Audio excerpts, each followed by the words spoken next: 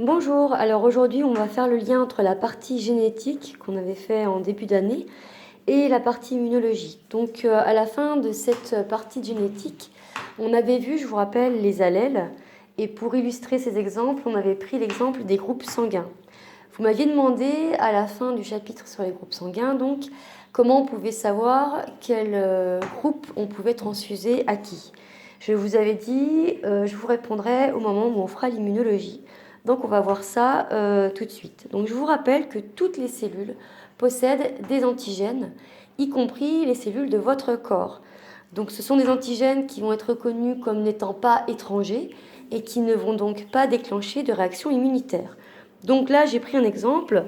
Groupe A, donc j'ai pris une hématie, donc c'est-à-dire un globule rouge, d'accord, avec les molécules A, d'accord, que j'ai représentées par exemple par des petits triangles.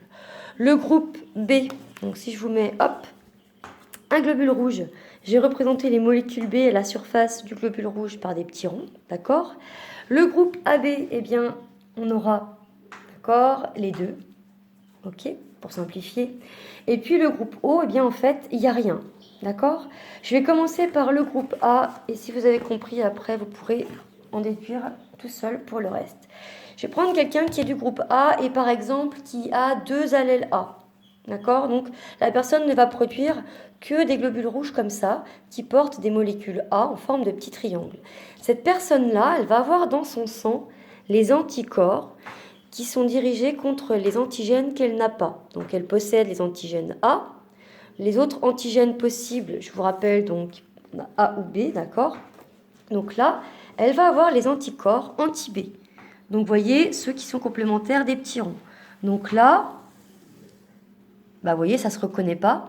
Donc les anticorps de la personne ne vont pas détruire les globules rouges de la personne. Tout va bien. D'accord? Donc vous imaginez bien que si vous transfusez du sang du groupe A à cette personne, pas de souci, les anticorps ne vont pas les reconnaître.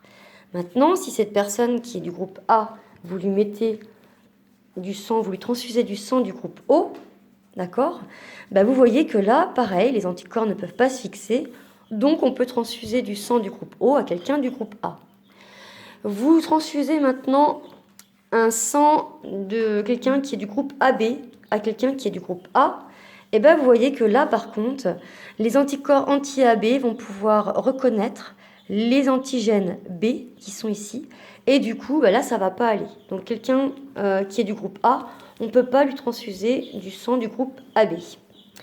Et puis, pour terminer, vous voyez que si on transfuse le sang du groupe B à quelqu'un du groupe A, même chose, là, les anticorps anti-B vont reconnaître et vont détruire les globules rouges.